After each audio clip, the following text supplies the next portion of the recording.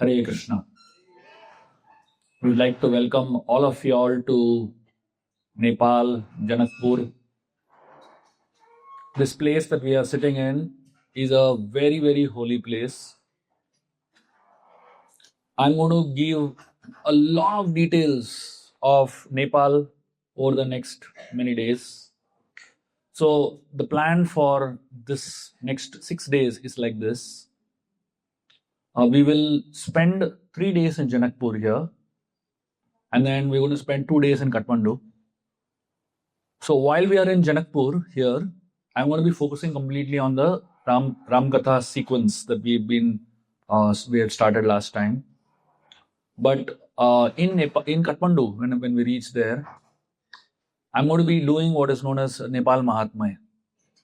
I'll be giving you all like a good solid tour of Nepal, sitting in one place, and then you'll understand what exactly this country is about. And you'll understand the glory of this place, of the place that we are all part of.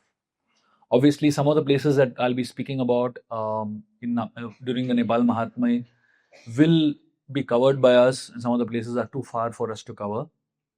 But nonetheless, we will do all the places through Smaranam and through Shravanam, basically. And that's when you'll realize that Nepal is just not an ordinary place. It is very much part of the land of India. Unfortunately, politically and geographically, things are different now, but that doesn't take away the history, take away the itihas that is connected to Nepal. So we're going to go into solid details of Nepal Mahatmya, when we are in Kathmandu. Okay, just to give you a little understanding. The word Kathmandu refers to two words: Katha Upanishad and Mandak Upanishad. So Kathmandu was a high seat of learning. And because all the time Katha Upanishad and Mandak Upanishad will be discussed there, that place came into be known as Kathmandu. The word Nepal, it originates from the word Nyayapal. That means people in this country seriously followed the rules and regulations set by the kings. And Nepal also comes from another sage whose name is Nemi Rishi. And Nemi Rishi was responsible for this country. He was taking care of this country spiritually. And therefore, this country came to be known as Nepal. The place which is Palan, whose spiritual nourishment is done by Nemi. This was just to give you a little idea of what is coming forward. So there's a huge history and a lot of amazing stories, a lot of which you might have heard from different Bhagavatam and different places. A lot of that happened in Nepal.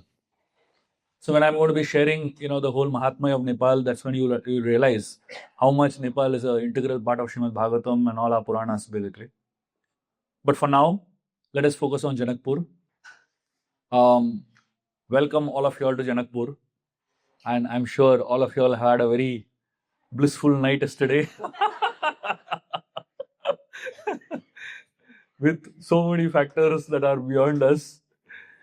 Some people have been dealing with mosquitoes. Some people have been dealing with cockroaches. Some people have been dealing with bad linen and uncleaned rooms and geysers not working. Welcome to Janakpur. I had already warned you all, if you remember. I had warned you all, not now, I warned you all like almost a month back, almost 15 days back, right? What to expect. I hope most of you all had those expectations already set in your mind. I almost asked everyone how their rooms are personally. But I could see different expressions. Obviously, some we will try to rectify, but many we won't be able to do anything about it. So whatever we can rectify, we will. But whatever we can't rectify, we'll just say sorry to you. And we'll have to just tolerate that. Okay? But in the spirit of Yatra, in the spirit of understanding that we are come to a very holy place and we come on a spiritual pilgrimage and not some holiday, And more than anything else, This is a tiny town. It's a small town. You can't expect much. The fact is that many of these hotels have been occupied possibly after many days because nobody comes here. Nobody comes to Janakpur. Very, very little people come to Janakpur. Most of the holy places, a lot of the holy places, the main traffic is driven by ISKCON devotees.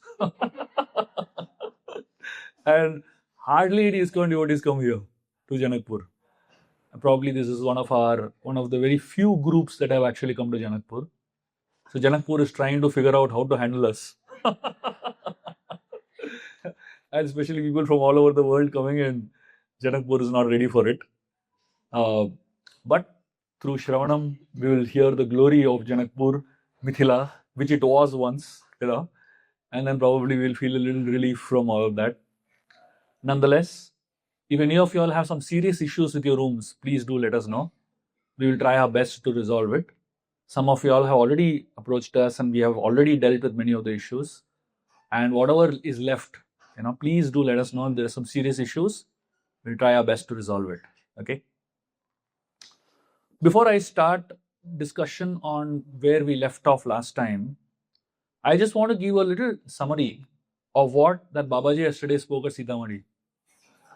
And many of you all were lost, what exactly he spoke. He spoke so fast and he spoke in a language that maybe, many of you are not used to hearing and understanding. So I thought I'll give you all a little brief on that and my, understanding to that. And then we'll get into Janakpur, the story of Ramayana.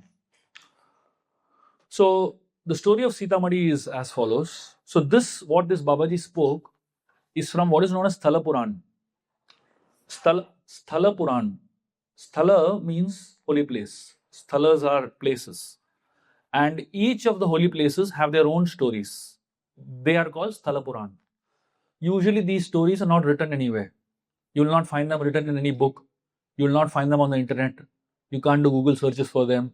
ChatGPT definitely won't answer them. These are stories you come to know only when you visit that place and you hear from the sadhus who are staying in that place. Genuine sadhus who live in those places. That's called Sthala Puran. And what this Babaji told is some really important information which I have missed all these years. And I've been studying Ramayana for the last 15 years. But I never figured out how Sita got into the earth, and how Sita was born from the earth. And this story really clarifies that in a very amazing way. And the story also gives me a lot of clarity on what the Jains have been speaking from Ramayana. The Jains have twisted Ramayana quite a bit. And they introduce some stories which are unauthentic. But when I heard this story yesterday, that's when I understood from where that twisting happened, basically, of the story the Jains speak about. So let us hear that story and meditate on the story of Sitamadi now. So there was a sage whose name was Punaura, and he lived in that area. And that area of Sitamadi, which is now known as Sitamadi, at that point it was known as something else, was visited often by Ravan and his demons. And especially, Ravan would send his demons to Sitamadi, to that area of Mithila, to extract tax from people, from common man there. And the demons of Ravan would not even leave the sages. They were extracting taxes even from the sages. It's like in today's language is called hafta. These goons, gundas, they go and extract some kind of money from people. So like that, Ravan's people were coming and extracting money from even the sages. So there were 3 sages who said, "We have no money. We don't earn anything. So what can we give as tax?" Ravan's people, they said, "Nothing doing. You have to give us something as tax." And then the sages requested the demons. He said, "At least tell Ravan to reduce our tax. We can't give so much tax." This story is very relevant, especially in today's times where the whole country is talking about our GST and our, Nirmala Ji's tax policies. So here Ravan said absolutely no. Whatever they have to give, they have to give. So these sages, they had no option. They took a pot, and the three sages cut their fingers, and from their fingers, blood dropped into the pot. And they filled the pot with the blood from their fingers. And the fourth sage covered the pot, sealed it, and gave it to the demons, saying that this is our tax. Literally extracting blood from the taxpayers. So here the sages, so the sage, while handing over the pot to the demons, told the demons, give a message to Ravan that this pot will be the cause of destruction of Lanka. They're kind of sending this pot with great hatred in their hearts.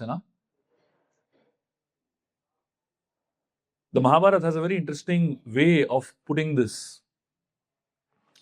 The Mahabharata talks about how when a king collects taxes from his citizens, the taxes should be collected in such a way it does not cause burning hearts. It does not cause pain in the hearts. They should give, but at the same time, it should not cause them so much of pain. That's the kind of taxes that should be collected. So here, when the pot was brought to Ravan, and this pot was given to Ravan, Ravan became very happy that even the sages have sent me. So he was expecting the pot to be filled with some fruits and things like that, whatever the sages can give from a forest. But when he was told that this pot was given to us with the words that this pot will be the cause of destruction of Lanka, Ravan really got scared. And he didn't know what to do with the pot. Because he didn't want to keep that pot in Lanka. Because the pot was predicted to be the cause of his destruction. So he was thinking of a way how to deal with this pot. And that's when Ravan remembered Janak Maharaj. The reason Ravan remembered Janak Maharaj is because many years back, Ravan and Janak Maharaj had a debate. Ravan was a great scholar, and Janak Maharaj also was a great scholar. So Janak Maharaj invited Ravan for a debate and thoroughly defeated Ravan. Thoroughly defeated him. Ravan became so insulted. He was such a great scholar, but he became thoroughly defeated by Janak Maharaj. And Ravan, he always wanted some way to take revenge from Janak. And he thought this is a good way. So he went and told his demons to go and bury the pot in the kingdom of Mithila. And the demons went and buried the pot in today what is known as Sitamadi, that area. And when they buried the pot over there, the moment the pot got buried in the land of Mithila, there was an intense drought that took over Mithila, the country of Mithila. Completely, the whole place was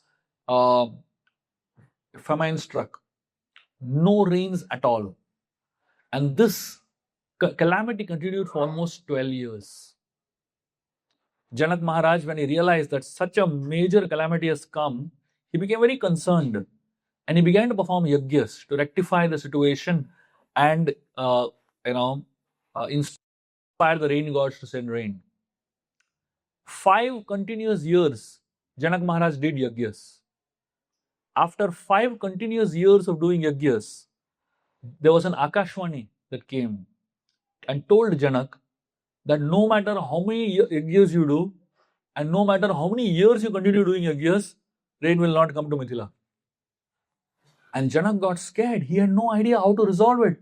He was desperately seeking for ways for redemption.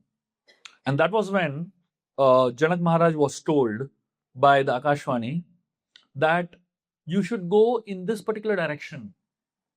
And the exact direction in which Janak Maharaj should go and the exact distances in which Janak Maharaj should go was told in the Akashvani. And he was told, dig there. The problem that you are trying to solve is there inside the earth. And Janak Maharaj at that point invited 80,000 sages to participate in a Hala Yajna. For the first time, I have heard of this word called Hala Yajna. And Janak Maharaj performed Hala Yajna to till the whole land. till this point in time, I never understood why Janak Maharaj is tilling land. He's a king. Why does he have to till land? After I heard this story, I understood why he is tilling the land.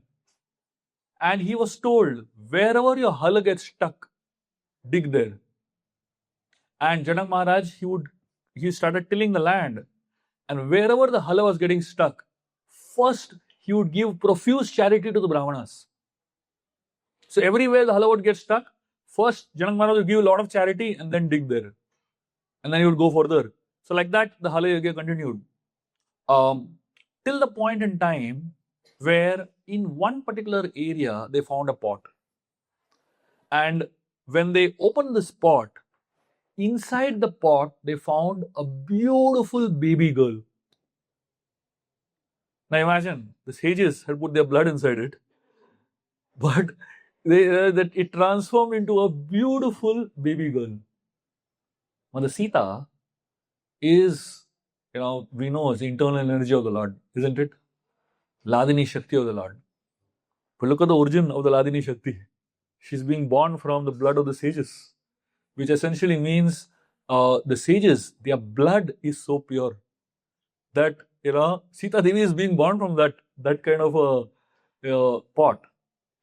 And I was just amazed. This actually shows the connection between the Guru and Radharani, right? And Sita Devi. So I always have heard that to get the mercy of Radharani, you need the mercy of spiritual master. For the first time, I understood what it means through this story. Literally, the blood of the sages, transformed into Mother Sita here.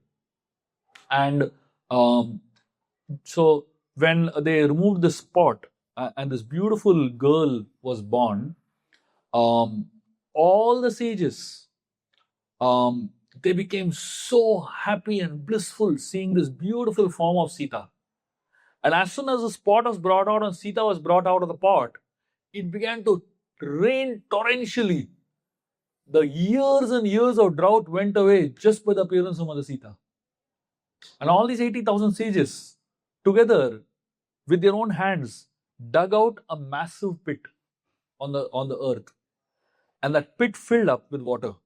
So the kund that we saw yesterday, Janaki Kund, was dug by the hands of these sages. 80,000 sages together dug that kund that we saw yesterday. And then Mother Sita, she was bathed in that kund for the first time.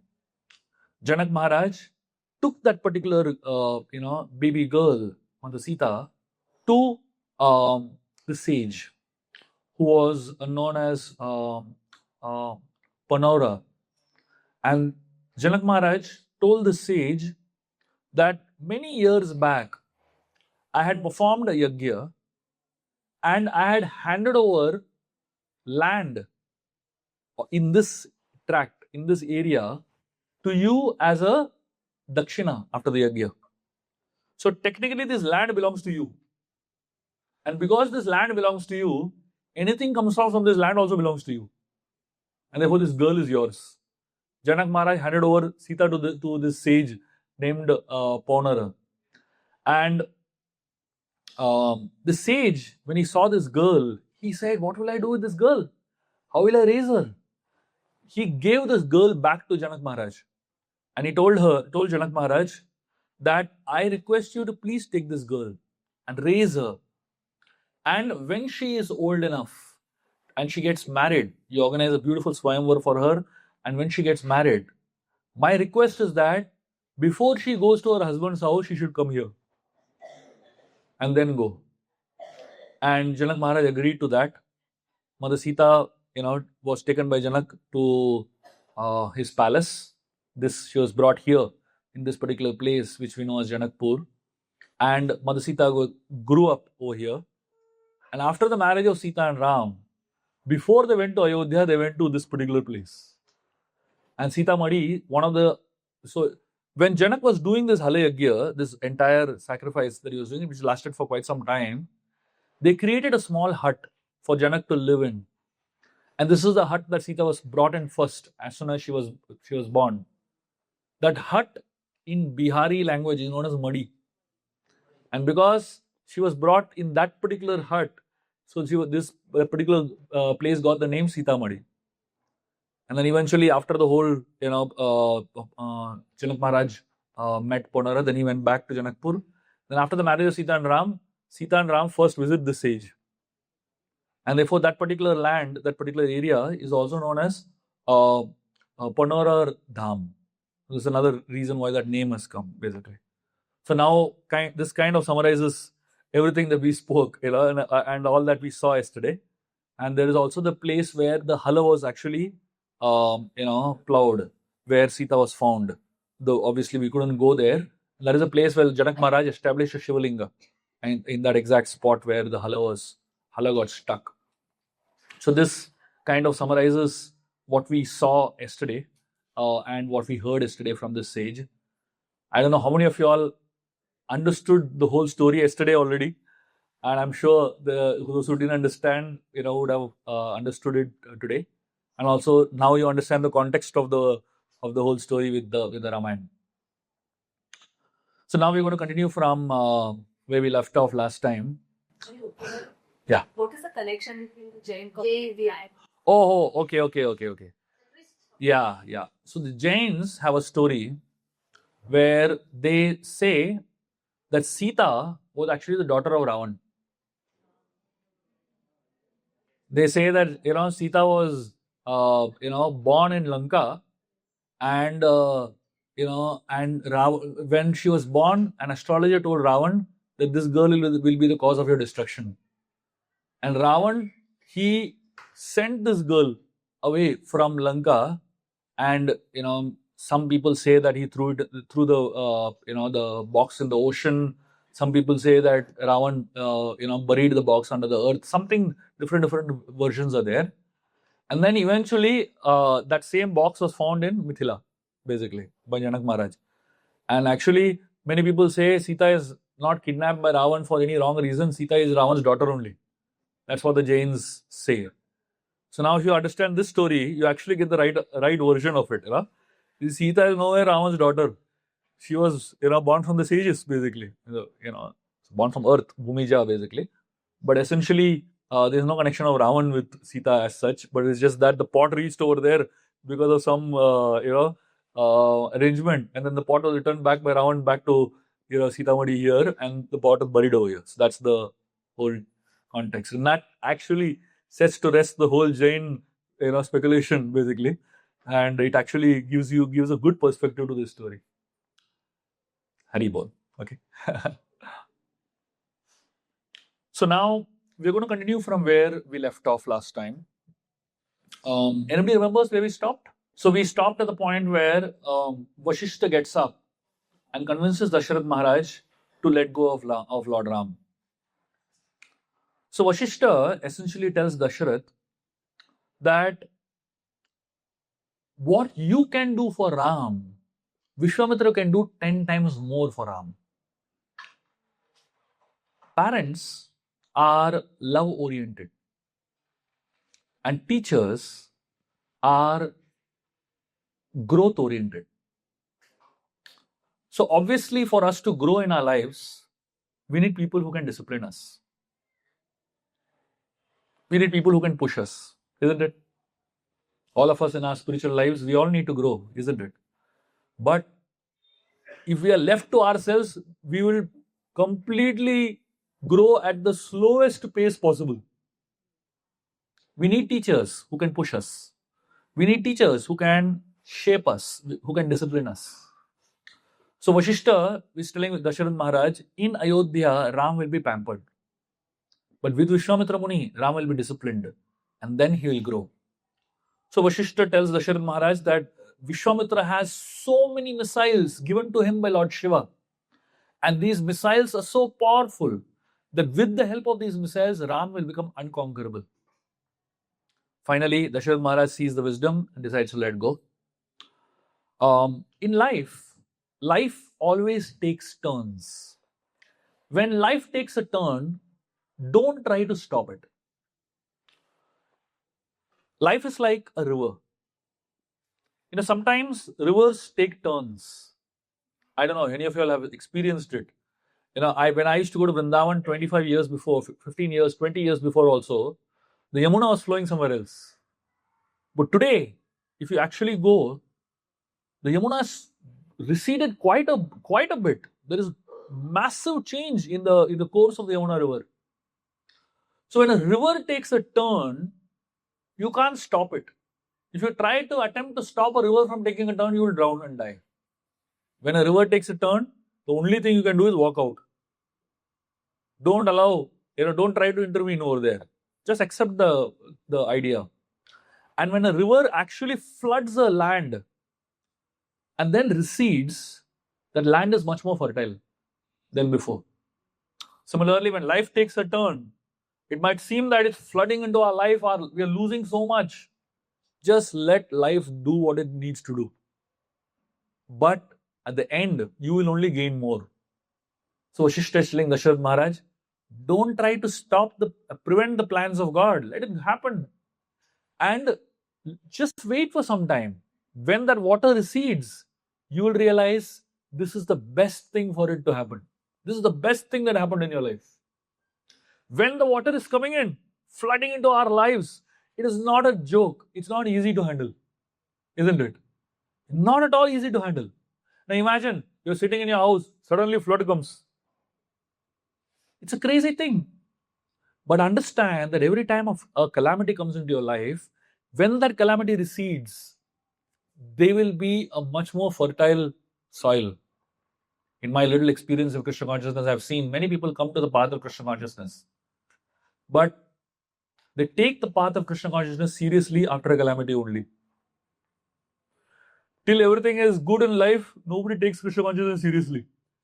But the moment a major problem comes in life, suddenly you become serious. So now that calamity that came into your life, was it good or bad? It's the best thing that can happen to you, isn't it? Obviously, we don't want calamities to come.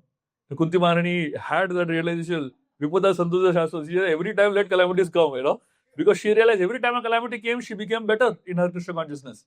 We obviously can't pray like that, and we should not pray like that, because we don't have the capacity to handle calamities like Kunti. But whenever it comes, by the will of providence, every one of us have different periods of sadesati in our lives. And when those bad phases come in your life, it will bring in calamity. But the amazing thing is that whenever these calamities come and that time you take shelter of the Lord, you become much more stronger as the calamity recedes. So Dasharath Maharaj here, he had planned Ram's future. Now life took a turn and he was not able to handle the change. So Vashishta helped him to see the plan of the Lord as something better. Helped him to see the plan of the Lord is something much more superior than what he himself had planned. Dasharath Maharaj agreed to Vishwamitra Muni to let Ram go with him. Dasharath Maharaj told Ram that you have to go with Vishwamitra Muni. The interesting thing is that Dasharath Maharaj did not ask Ram, do you want to go? This was probably the last teenager that didn't need to be asked.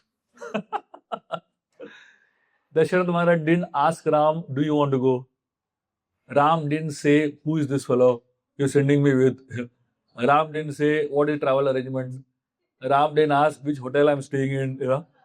Ram didn't ask, is it a 5-star hotel or 3-star hotel? Are there cockroaches in the bed? Or are there going to be AC rooms? Are there going to be geyser in the room? Ram didn't ask any of these questions. Ram just said, okay. And by the way, in this travel, Ram slept on the floor.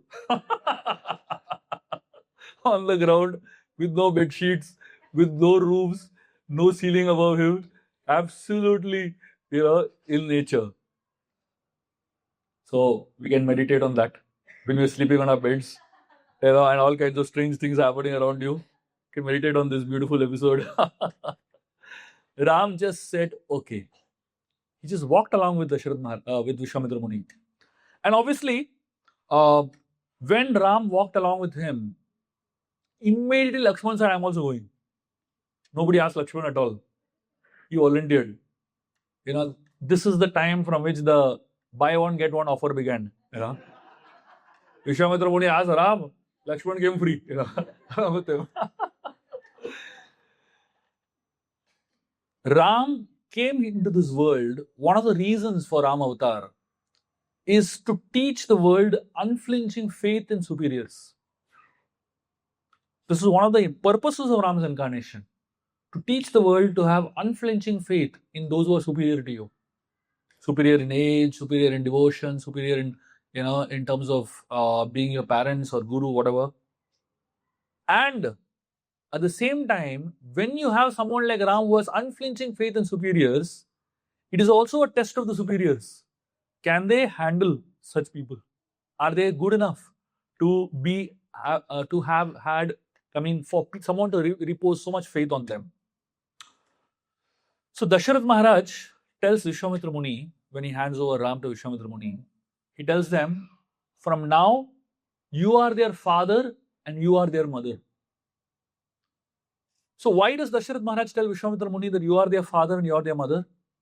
Because the mother has kindness and the father has the ability to protect.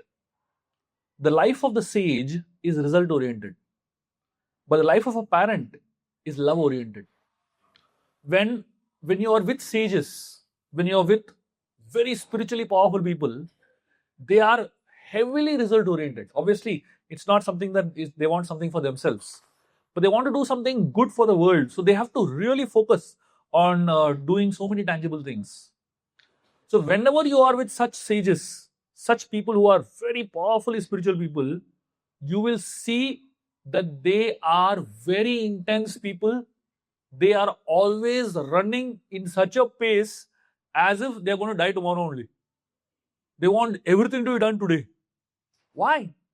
Because that's what they believe in. They believe that they want to give so much to the world before they die. And because they want to do so much, they just don't have time. And because they don't have time, they have to do a lot in less time. So they get pushy also sometimes. And therefore, when you're with very spiritually powerful people, and you find them very pushy, you should understand that's how their intensity is. Because they really want to do a lot for the world before they leave. So Dasharath Maharaj is telling Vishwamitra Muni, you should be a mother as well as a teacher. As a teacher, you can push them. But as a mother, you should be kind to them. If they make mistakes, you should let go. You should forgive their mistakes. Vishwamitra Muni nodded his head, and along with Vishwamitra Muni, Ram and Lakshman walk. The interesting thing is that as Vishwamitra Muni, Ram and Lakshman walk away from Ayodhya, from the kingdom of Dasharath, Dasharath is watching the three of them walk away. The three of them walk away and don't even turn back even once. Vishwamitra Muni doesn't turn back even once to see what Dasharath is doing. Ram Lakshman doesn't even turn back once. This is something very amazing. Because we always have a tendency to keep turning back. Looking at the past, looking at what we have let go, isn't it? Because somewhere we are attached to that we are letting go. Parents, when their children walk away from their lives, go into their, ahead destination, parents are always hoping children will turn back and see us. The spiritual teachers, they preach to some disciples, and the disciples are going ahead in life, and the teachers are hoping that disciple will turn back and look at us.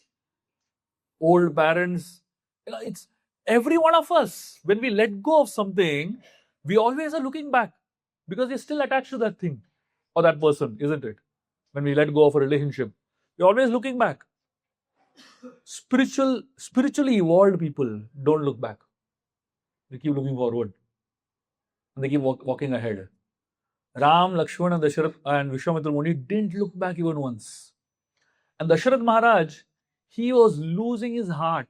It is explained that Dasharath felt as if Ram was walking and Dasharath kept looking at him as far as he could see. Beyond a certain point, Ram was just a small speck. You could only see a little dust over there. But Dasharath kept looking in that direction. And at this point of time, Dasharath gets a new name. And Ram gets a new name, rather. the name that Ram gets is a very interesting name. From this point onwards, Ram is known as Drishti Chitta Apahari. Drishti Chitta Apahari means from your eyes, he can steal your heart. So Dasharatha is, keeping on staring at Ram, and Ram is going away. But through the eyes, Ram is stealing away the heart of Dasharatha. Chitta Apahari means the one who steals hearts. Drishti Chitta Apahari means one who steals heart through the eyes. And that's how Lord Ram is, Drishti Chitta Apahari.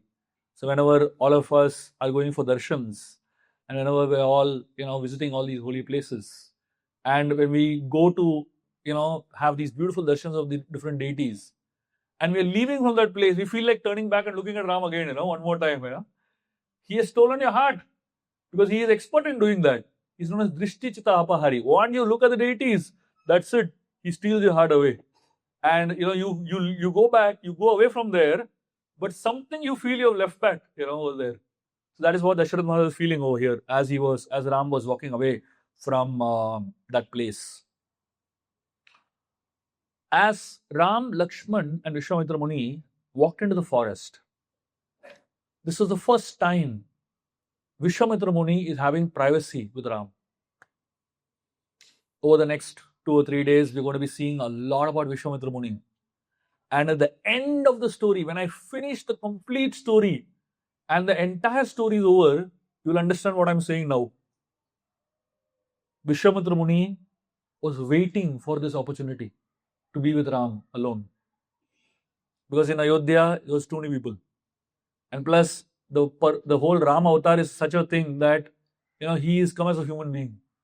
So you can't even express clearly, what you want to express. So Vishwamitra Muni knew the Maryada of Ram avatar. So he could not openly speak also. He could not openly offer obeisances to Ram because Ram would never allow that to happen. But Vishwamitra Muni also knew publicly he cannot acknowledge Ram because Ram will not prefer that to happen. And therefore Vishwamitra Muni wanted some private time with Ram. And what Vishwamitra Muni does with Ram on a private level is what is the most amazing part of the Ramayana. So through the whole journey of Vishwamitra Muni with Ram and Lakshman, you will find Vishwamitra Muni doing a lot of personal evolution. He is doing a lot of upgradation on a personal level with Lord Ram. Now, Vishwamitra Muni is not an ordinary sage. For such an extraordinary sage to come down and take shelter of somebody is not easy. But some people manage to do that. Just like, I don't know how many of you all know, there was this very exalted Vaishnava in ISKCON known as Gaur Govind Maharaj. I don't know how many of you have heard of him. But Gaur Govind Maharaj was one of the most exalted Vaishnavas that lived in ISKCON. He left his body. But amazing, he left, how he left his body? He left his body while giving a lecture. On the Vyasasan, while speaking Harikatha, chanting the name Gopal, Gopal, he left his body. I mean, can you imagine how exalted that is? And if you hear his lectures and read his books, you'll realize he's not at all an ordinary person. When he came to Srila Prabhupada, he was already an exalted soul. And Prabhupada, he was probably the only person in ISKCON Prabhupada gave first, second, third initiation together. He gave him Harinam Diksha, he gave him Brahmin Diksha, and he gave him Sannyas all at the same time. Because Prabhupada realized this is not an ordinary person. And for somebody so exalted to take shelter of someone, that itself is big, isn't it? There was one more Prabhupada disciple named Atma Tattva Prabhu. I don't know if you all have heard of him. Atma Tattva Prabhu, before he joined the Hare Krishna movement, he was already a sannyasi. And he had hundreds of disciples, hundreds and thousands of disciples as a sannyasi. And then when he met Prabhupada, he realized what I'm doing is bogus. He came down from the level of sannyas and became Prabhupada's disciple. He gave up his sannyas. He gave up all his disciples. He took shelter of Prabhupada and became Prabhupada's disciple. So you can imagine, when an exalted person comes down and takes shelter of somebody else, you can imagine the level of that person whom you take shelter of, basically. And here, Vishwamitra Muni is coming down from a platform in which he was. thinking that he was so great. And he decides to take shelter of two kids, 12-year-old boys. At this point in time, Vishwamitra Muni is at least a few hundred years old. And somebody who is at least a few hundred years old taking shelter of 12-year-old boys is not a joke, isn't it? And therefore, Vishwamitra Muni needed some privacy to do that. He couldn't do that publicly in front of all the people of Ayodhya. He took Ram on a pretext, to protect his yajna, and he decided to take shelter. So as Vishwamitra Muni, Ram and Lakshman, they are walking through the forest, Vishwamitra Muni is speaking to Ram and Lakshman, and Ram and Lakshman are asking him so many questions. Tadvidhi pranipatena pariprashtena sevaya. So here, the principle of asking questions submissively is taught by Ram through his own example. So every time he came across something that he didn't understand, he would ask his guru, Vishwamitra Muni, what is the meaning of this? Now, Ram is God. Does he really need all this? He knows everything. But still he is teaching us the process of submissive inquiry. So when Krishna comes into this world, he teaches Bhagavad Gita, right? And the Bhagavad Gita is words of Krishna. When you hear the Bhagavad Gita, which is the words of Krishna, and you try to study Krishna's life, you may not find great alignment in that. Krishna doesn't follow all his words himself. Because he doesn't have to. He is the Supreme Lord. That instruction of Gita is for us. But every word that Krishna spoke in the Gita, Ram did in the Ramayana. So before Krishna spoke Gita, he lived the Gita in Ram Katha. The whole Ramayana, if you study, it is actually a perfect demonstration, a perfect commentary on Bhagavad Gita. The entire Ramayana. So this particular section, it is a commentary on Tadvidhi Pranipatena. So somebody wants a good commentary on what is Tadvidhi Pranipatena, study this part of Ramayana. How Vishwamitra Muni was asked submissively by Ram questions. And as Ram Lakshman walked for many, many miles, they reached a particular point where they were getting exhausted. And Vishwamitra Muni could see that Ram and Lakshman are getting tired. So Vishwamitra Muni told Ram to go and have a bath in a river. There was a river close by. Ram immediately goes and has a bath on the river. Vishwamitra Muni does not tell Lakshman to have a bath. He only tells Ram, go and have a bath. Ram goes and has a bath on the river. And when he comes out, Vishwamitra Muni makes Ram sit next to him and gives him two mantras. They are known as the Bala and Ati Bala mantras. These two mantras, they are such powerful mantras that anyone who chants these two mantras, that person will never fall sick, will never feel hungry, will never feel thirsty, will never feel tired. Imagine if we get Bala Nati Bala mantra before we go on travel, next bus journey to Kathmandu, 9 to 11 hours, chant Bala Ati Bala mantras. We don't have to arrange breakfast, lunch for y'all. And all of y'all will be singing for 9 hours continuously. No exhaustion only. Not sleepy also. Absolutely. Completely energized. And the interesting thing is that the Bala and Ati Bala mantras are written in the Ramayana. For any of y'all who are interested in, many people, when I tell this Bala Ati Bala, they immediately ask me, mantra malum hai kya? The mantra is there written in the Ramayana. But even when you read that mantra that is written in the Ramayana, you will not be able to get the benefit of it.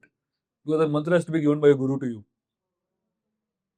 It is not just random, mantra badliya. It's not that we read a mantra and we figure it out. That's not how it works. It's not a self-help book that you figure it out. This has come through a disciplic succession. And after Ram was given the Bala Nati Bala mantras, Ram gives the Bala Nati Bala mantras to Lakshman.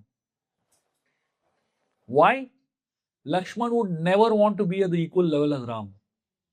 Therefore, he doesn't prefer taking the Bala Nati Bala mantras from Vishwamitra.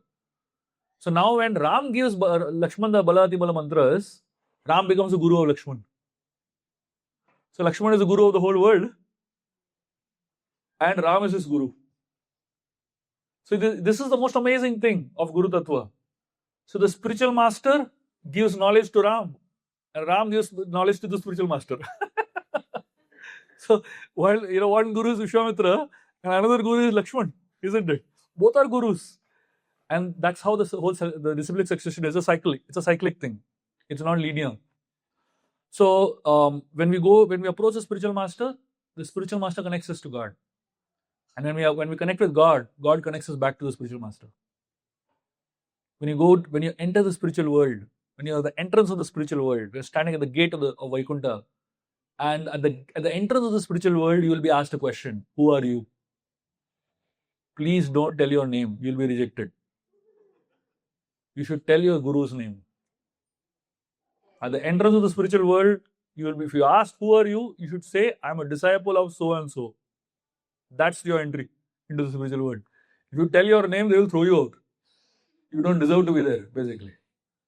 But when you enter the spiritual world through the blessings of your spiritual master, and you're serving Krishna there, the Supreme Lord will put you back in the service of his spiritual master only. So it's a cyclic thing, basically. So here, Ram and Lakshman receive the Bala Ati Bala mantras. And then, after giving the Bala Ati Bala mantras to Ram and Lakshman, Vishwamitra Muni hands over so many missiles to Ram at that point in time. So many powerful missiles Vishwamitra Muni hands over to Ram. Ram receives all those missiles from Vishwamitra Muni. And then all those missiles are very eager to serve Ram and to help him in his mission. And Ram tells all those missiles, you go from here now. When I need you, come back. And all the missiles disappear. And these missiles, where they appear? When Khar Dushan come with the 14,000 soldiers, suddenly the missiles appear in the quiver of Lord Ram. And they're jumping, Ram doesn't call for them. They come on their own. So if you study that section of the Ramayana, you will see that there is a description that the quiver of Lord Ram is dancing. The bow of Lord Ram is dancing on its own. It's hung on a wall. And the quiver and the bow are dancing over there. And all these missiles are jumping very excitedly. Now we are going to get finally to be used. Amazing, isn't it? So Vishwamitra Muni gives all these missiles to Lord Ram. And Lord Ram tells them, you come back when I need them. So essentially, at this point in time, Vishwamitra Muni is doing something very important, which is something that as a spiritualist, as a sadhaka, this is one of the first things that we do when we begin our spiritual journey. Vishwamitra Muni is handing over to Ram everything he knows. All the knowledge, all the great powers that he possesses, immediately, the moment he takes shelter of Ram, he gives it everything to Ram only. He tells, my dear Lord, this is yours. I got all knowledge from you only. I'm handing it back over to you only. The spiritual life, the beginning of spiritual life is when you realize that everything I know, everything I have, everything I possess, all belongs to God. Till the point in time we come to this realization, we keep thinking, this is mine, this is mine, this is mine. If everything is mine, then how do we say that everything belongs to God? So this Vishwamitra Muni hands over everything. Just like when you go to the Ganga, take water from the Ganga, pour it back in the Ganga, isn't it? Similarly, when we take shelter of the Supreme Lord, whatever knowledge we have, whatever intelligence we have, whatever abilities we have, whatever wealth we have, we first pour it at the feet of the Lord and hand over everything to the Lord. And the interesting thing is that the Lord doesn't keep everything for himself. He gives it back to us. So here, Vishwamitra Muni is giving everything to the Lord. And when Vishwamitra Muni does that, immediately Lord Ram serves Vishwamitra Muni. Because now Vishwamitra Muni has officially become Ram's guru by giving him mantra diksha. So Ram goes and spends some time serving Vishwamitra Muni. And this teaches us a very important element of sharing. So when we take up the path of spirituality, we are more in the mood of taking. All of us, when the pre-ISKCON days, before you come to ISKCON, You hear the philosophy of Krishna consciousness from devotees here. Before that, whenever you go to a temple, I'm sure the mood will be, what can I ask God? Isn't it? The mood will be, kya mannat mango? What can I get from God? The whole mood is like, I'm coming to a temple, and this temple is an investment for me, so that I can get something more back. So everybody goes to Tirupati Balaji. They're practically considering Balaji to be their business partner. They give something, they get something more back. And that's the mood in which most of us go to temples. But when we come to the path of Krishna consciousness, Srila Prabhupada teaches us that when we come to God, we should not be in the mood of taking from Him, but we should be thinking, what can I give Him? What can I offer Him? And what can we offer? We offer everything that He has only given us back to Him, basically. So that's what the whole idea of sharing here is. Ram, Lakshmana, Vishwamitra Muni, they decide to spend the night over there at the banks of that river. And Vishwamitra Muni prepares a beautiful grass bed for Ram and Lakshman to lie on. Ram and Lakshman are not used to lying on grass beds or on the floor.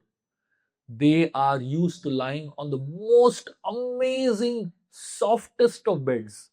They explained Ram's bed in Ayodhya is white in color and as soft as foam. Foam, the lather that is above milk, that's called foam. That's how soft Ram's bed is. He's used to lying on such a soft bed, and now he's lying on a hard floor of a forest. And Ram does not complain. He doesn't open his mouth and say anything. Ram quietly lies down on that bed and he's trying to sleep. This is one of the very important elements that we can learn from Ram. The idea of flexibility. Our minds are very rigid. I don't know how many of you have realized this. Our minds are very rigid. And rigid minds want specific things. And if you don't get that specific thing, you go crazy. You just can't function only. And we all have different levels of rigidity in our own minds. I'm sure you understand what I'm talking about, right? We are rigid about eating, we're rigid about sleeping, we're rigid about type of clothes we wear, we're rigid about the kind of people we meet, we're rigid about the kind of food we eat, we are rigid about practically every single thing. And if something is little off that track, we go crazy. We just lose it. Flexibility means accommodating change. Flexibility means embracing change. Flexibility means welcoming change. See, throughout our entire life goes according to how we prefer. In our houses, everything is under control, correct? In our offices or wherever we work, everything is under control. Exactly the way we want it. But when we should try our best to practice flexibility. Why do you think the kings would send their kids to Gurukul? You think they can't afford getting a teacher to teach them at home? Obviously they can. They can hire the best of teachers. But yet, you'll find every single king sending their kids to a forest, to a Gurukul. Why? Because that age, which is the most malleable age of life, 5 years to 25 years, that's the age which is where the habit formations happen. At that age, if you are taught flexibility, if you are taught to be able to handle any kind of situations, any kind of lifestyle, any kind of things, then you send that person anywhere, they will easily manage it. I really feel fortunate that I spent a lot of my formative years in an ashram, because ashram life really teaches you you can be prepared for anything. Whether you get food or don't get food is fine. Whether you get good place or don't get good place is fine. Whether you have clothes or don't have clothes is fine. Whether you travel in AC or non-AC or train or a bus or a cycle, anything is fine. Because once you have lived that kind of life, then your mind becomes ready for anything. But now you might ask, what do I do? I'm living in a home. I'm never going to stay in a temple. I'm never going to be in situations like that where I'm getting trained by a guru. That's why once in a year or twice a year you come on trips like this.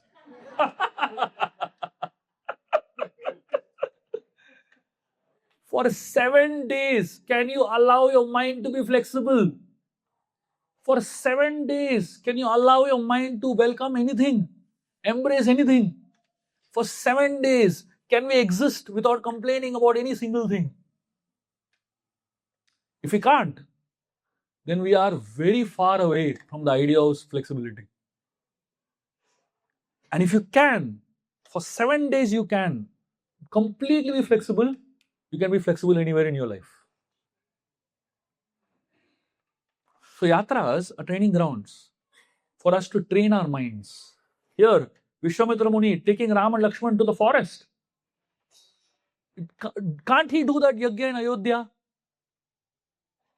Can't he do the yajna in Ayodhya? First class AC room yajna happening. Same yajna. He can do it anywhere. Why does he take them all the way to the forest? Because there are some things that can't be taught in Ayodhya. There are some things that can be learnt only in a forest. We can sit and have this lecture in Bombay or any city, isn't it? But you come over here and in this condition having a lecture like this, it makes a difference. Yesterday we were sitting in Sita Devi and having a lecture. No place to sit. Standing and giving lecture, Obviously, things are, all this helps you learn flexibility. All this helps you learn adjustment on a mental level.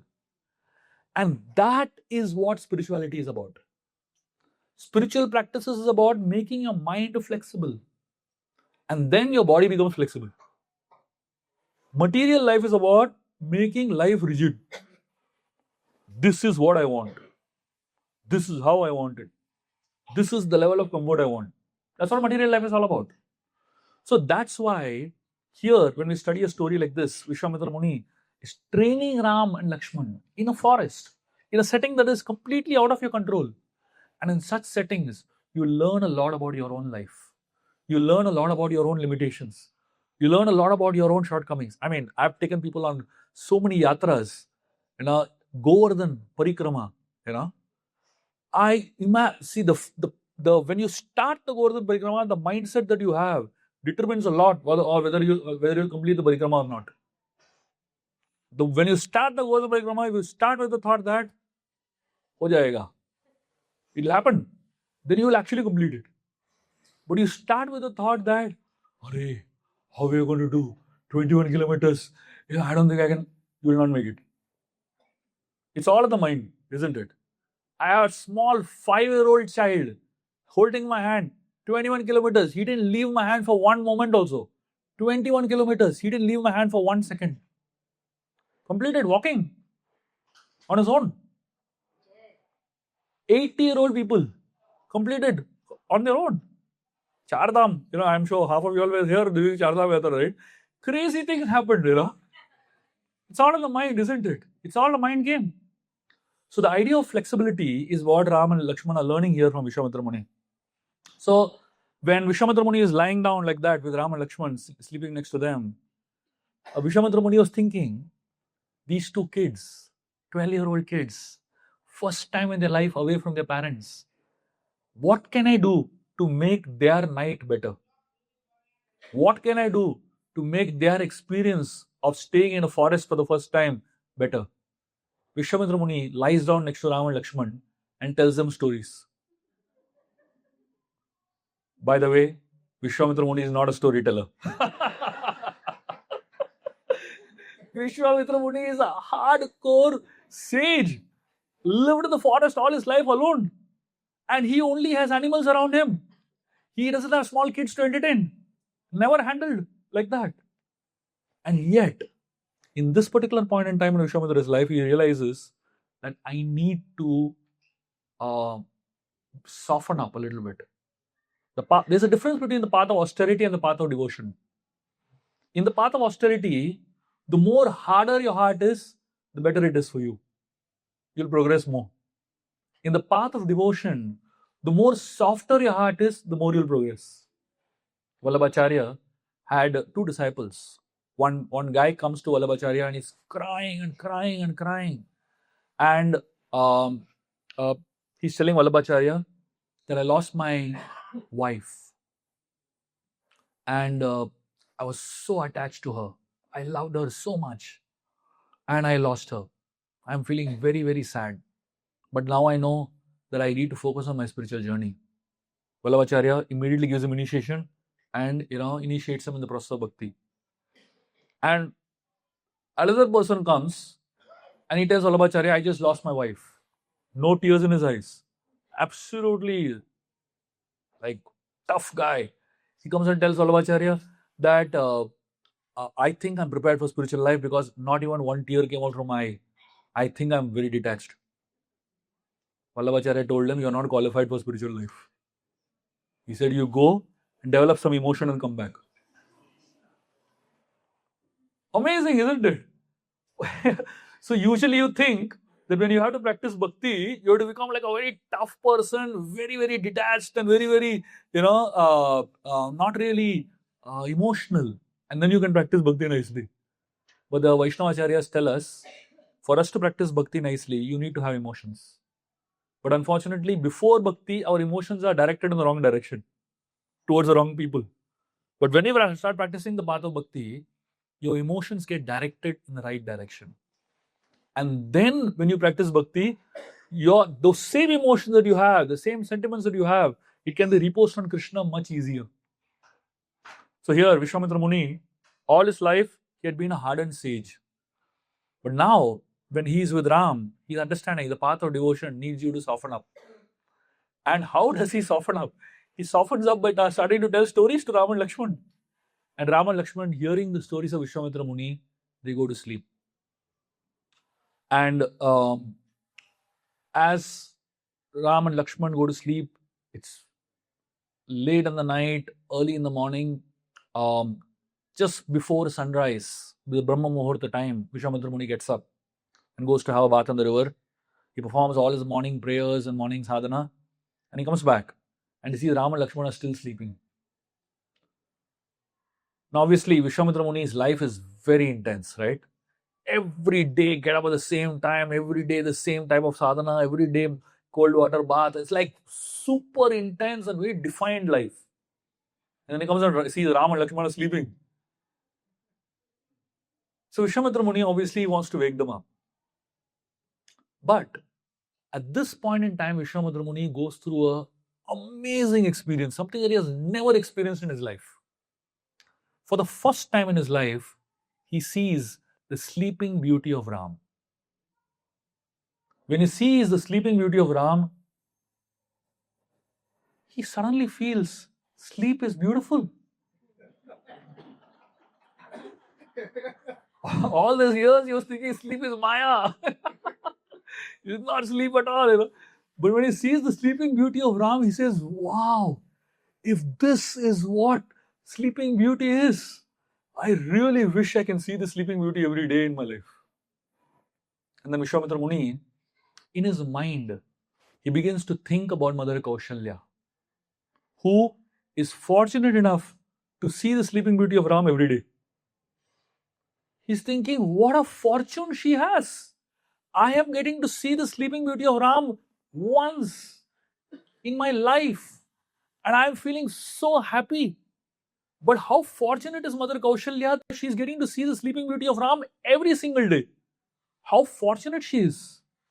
And Vishwamitra Muni in his mind begins to worship Mother Kaushalya. And mind you, this is something drastically different from what Vishwamitra Muni has always done in his life. In his entire life, Vishwamitra Muni was only concerned about himself, his greatness, his progress, his devotion. Why? You're living a life alone in the forest, isn't it? When you live a life alone in the forest, you're not bothered about other people's growth. Have you ever seen a sage WhatsApping some other sage saying that, how are you? How is your spiritual progress? They don't have WhatsApp, Baba. They are not bothered about other people. Of course, we are bothered about other people too much, unnecessarily, But for the first time in Vishwamitra's life, he's thinking how great Kaushalya is. And he begins to think about the greatness of somebody else. This is the difference between the path of austerity and the path of devotion. In the path of austerity, you're focused on your own greatness. And in the path of devotion, you focus on the greatness of other devotees. In the path of austerity, when you do more austerity, you feel more superior. I'm sure all of you will experience this. The day you do fasting, you feel you're a great devotee, isn't it? Somehow, the path of austerity is a very interesting path to embark on because it makes you feel superior. And that's why devotees love austerities. Because at least if I do austerity, I feel I'm doing something good. I'm progressing in my spiritual life. Because the path of austerity is an easier path than the path of devotion, by the way. And that's why people embark on that path easily. India is filled with austere people. Isn't it? Fasting on Mondays, fasting on Saturdays, fasting on this day, fasting on that day. People love it. While the path of austerity is nice, it is more important to embark on the path of devotion. And in the path of devotion, finding greatness in other devotees is more important than finding greatness in yourself. Vishwamitra Muni, for the first time in his life, he is meditating on the greatness of Mother Kaushalya. And in that meditation, he composes this most beautiful and famous verse. Kaushalya Supraja Rama Purva Sandhya Pravartate Uttishta Narshardula Kartavyam Deva Manikam. I'm sure all of you would have chanted this verse so many times, but you don't know the context of this verse till now. At this juncture, Vishwamitra Muni composes this verse. At this juncture, when he sees the sleeping beauty of Ram, he composes his verse. And he is so stunned while composing this verse that he chants the name Kaushalya for 1 hour. He doesn't chant the full verse. Only Kaushalya he is chanting again and again for 1 hour, meditating on the greatness of Mother Kaushalya, meditating on the fortune of Mother Kaushalya, meditating on this very beautiful sleeping beauty of Lord Ram and how great Kaushalya she is able to see this every day. And as Vishwamitra Muni chants this verse, he has tears in his eyes and he is waking up Lord Ram. Kaushalya Supraja Rama. So, Supraja refers to the son of Kaushalya.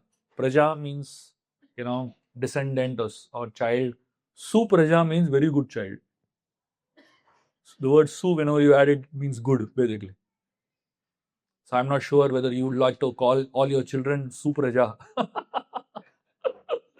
Praja definitely, but Supraja is a very special type of child, Kaushalya Supraja Rama Purva Sandhya Pravartate. It is explained, Vishwamitra Muni is telling, Purva, in the east, Sandhya, the sun has risen, Pravartate. Uttishta Narshardula.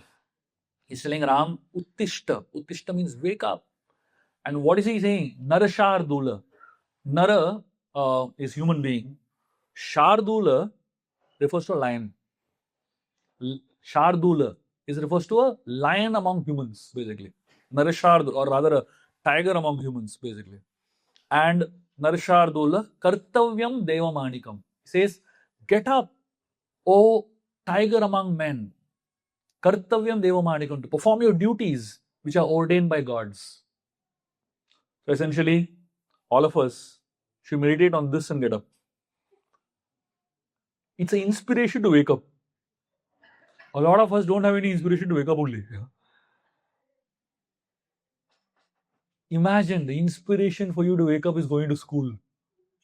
How sad it is as an inspiration, isn't it? I mean, how many of you are inspired to get up because I have to go to office? That's hardly an inspiration to wake up, isn't it? So for a lot of people, they don't have an inspiration why to wake up. And they remain sleeping only. Of course, many of us get up and walk around and all are still sleeping. You know? So the inspiration to wake up is that I need to do something which is a duty ordained by God for me. Each one of us have some really important duties that is given to us by God. And if you focus on that as your inspiration, you will get up. And Vishwamitra Muni is calling Ram as Narishardula for an important reason. Why? Because Ram is not just an ordinary human being, he is a leader among humans. And what he does, common man follows. Right? Yad yad acharati shrestha tatta devata rojana. Another verse of Gita here. Yeah. So what a leader does, common man follows. If you want to be sleeping after sunrise, then everybody is going to be sleeping. Imagine in Ramayana it is said, Ram gets up at 9 o'clock a.m. 9 a.m. in the morning. What an inspiration to get up late, isn't it? So Vishwamitra Muni is telling, if I ever tell this story to somebody else and say Ram was sleeping till 9 o'clock, what are we going to set as a benchmark for human society? So he's telling, Purva Sandhya Parvartate, the sun is rising, please get up. Which means each one of us should rise before sunrise. Ideally. Before the sun rises, you should rise. And human beings that are not able to rise beyond, before sunrise, somewhere their life is not aligned with the higher truths. Somewhere their life is not aligned with higher principles. And therefore, for a spiritualist, those morning hours are nectar hours. 5 o'clock in the morning till 9 o'clock in the morning, they are the most important hours of the day. And therefore, it is very important to get up in that duration of time. And those who manage to get up as early as possible, they are the ones who will never lack time for their spiritual practices. Anybody who does not get up at that time will always fall short of time for spiritual practices. You know why? Because before 8 o'clock, phones don't ring. As simple as that. That is one simple reason to get up early. So that you get up before and do all your spiritual practices before the phone starts ringing. So here, Vishwamitra Muni is inspiring Ram to get up. This particular darshan of the Lord is called as Mangal Aarti darshan. And this is technically the most important darshan of the day. And that is why, as spiritualists, all of us should aspire to come and have darshan of the Lord at that particular point in time, Mangal Aarti. You know why? At that particular point in time, the Lord is in his most sweetest and the most merciful form. The most beautiful form of the day is Mangal Aarti. And that's why all of us should try as much as possible being awake and present for Mangal Aarti. And that's why one of the reasons why we have Mangal Aarti every day during Yatras, just to give a little practice of getting up at that time and being there for Mangal Aarti. Now, if you have to go to a temple for Mangal Aarti, you might say, "Itna dur hai, kaun jayega?" We have so many reasons why not to go, isn't it, for Mangal Aarti. In Yatra, you have to just walk out of your room. You are in Mangal Aarti, literally. So please take advantage of the morning program and be here as much as possible during the morning program, because it will give you an experience of Krishna that you will never have all through the day. And those who get taste of chanting the holy names during that Brahma Muhurta hours, you will never be able to chant on other time of the day. A lot of us, we complete our chanting before 7:38. All 16 rounds done before 7:38 on a daily basis. Why? Simply because we're used to that timing. And once you get a taste of chanting in those dark, just pre-sunrise hours, around sunrise hours, you will never experience the same type of chanting across the day. It is not possible only. So please make sure that all of you all rise up in the morning and chant during the Brahma Muhurta hours. And if possible, attend Mangal Aarti at least once a week. And if you want more inspiration, why to attend Mangal Aarti? Let me tell you all the story. I shared the story during one of the Applied Bhagavatam classes, but I'll share this. It's a very beautiful story. It's one of my favorite stories now. Vedanta Desikar was asked by one devotee, what is the best time to have darshan of the Lord? And Vedanta Desikar gave us a very interesting recommendation to this devotee. He tells him, you should go to have darshan of Varadaraj at 5 o'clock in the morning during Mangal Aarti time. So this devotee asks him, why 5 o'clock in the morning? Why Mangal Aarti time? You're insisting. Vedanta Desikar says, at that time, the Lord is in a very different mood. Vedanta Desikar gives a very beautiful story to illustrate this, to help us understand this. He says, usually Varadaraj, the deity, if you see in Kanchipuram, he's standing in the altar alone. And his wife, Perendevi Tayar, she's standing at another altar alone. All day long, they're standing alone. But at night, after the temple shuts down and everybody goes to sleep, Varadaraj goes from his altar to the altar of Lakshmi Devi to sleep along with her.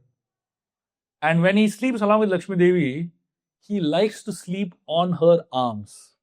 So Lakshmi Devi puts her arm like this, and Varadaraj sleeps on, keeps his neck on the arms of Lakshmi Devi and goes to sleep. And early morning, just before Mangal Aarti, suddenly he gets up and he rushes back to his altar. And when the devotees come and see Varadaraj standing in his altar, Varadaraj is he's very conscious, because he knows that because he's sleeping on Lakshmi Devi's arm all through the night, her bangle marks have made marks on his neck, and the marks are very visible. So Varadaraj is very embarrassed, that people are going to see this.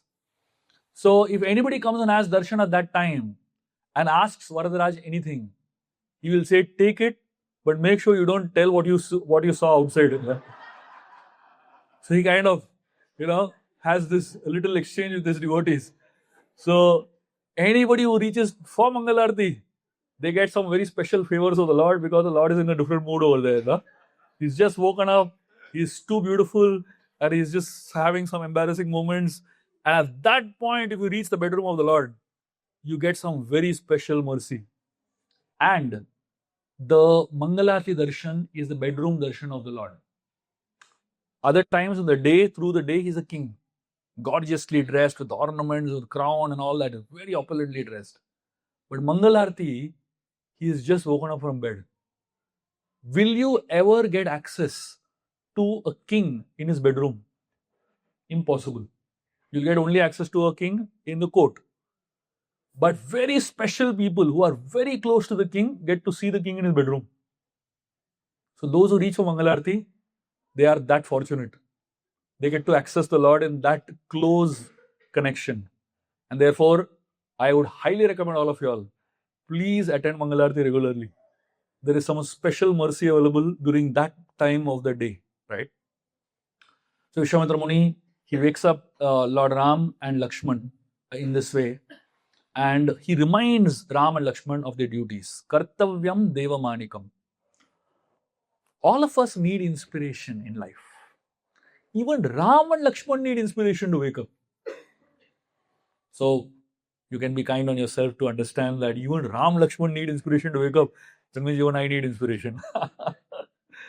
And we all need to have somebody like Vishwamitra Muni, who is ready to wake us up with kindness, but with firmness. All of us should have some accountability partners, somebody that we are accountable to for our waking up times, somebody we are accountable to for our chanting, somebody we are accountable to for our spiritual, practices. Those who are not accountable to anybody, they are in a very sorrow state. Because if you are accountable to nobody, your progress will be that slow. Unless you are really, really self-inspired, which is very rare. If you were so self-inspired, by now you would have reached the spiritual world. The very fact that we are in the material world still, that means we need inspiration from somebody else. So my suggestion to all of you all is that find a Vishwamitra in your life whom you can be accountable to. The Vishwamitra could be your friend. The Vishwamitra could be some mentor of yours.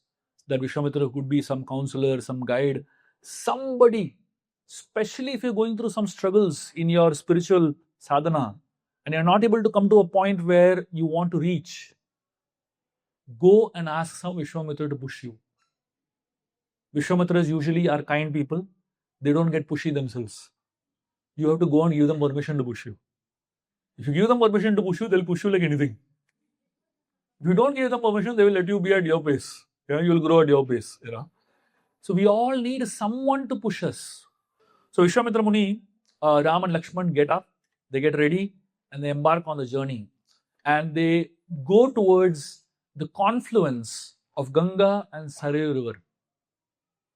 Ganga and Saryu are very interesting rivers. Ganga has originated from the lotus feet of the Lord. When Vamanadev extended his feet, that's where Ganga originates from. It breaks the shell of the universe, and Ganga descends into this world. And Saryu descends from the tears of Lord Vishnu. So imagine two powerful rivers and the confluence of those two rivers. Ram, Lakshmana, Vishwamitra Muni, at the confluence of the Ganga and Saryu river, they see a hermitage. The moment they see a hermitage at the confluence of the Saryu river, immediately Ram asks Vishwamitra Muni, what is this hermitage and whose is this hermitage? It was an empty, desolate hermitage. And Vishwamitra Muni tells Ram and Lakshman an amazing story. What is the story that Vishwamitra Muni tells Ram and Lakshman? We will see in the evening. Hare Krishna.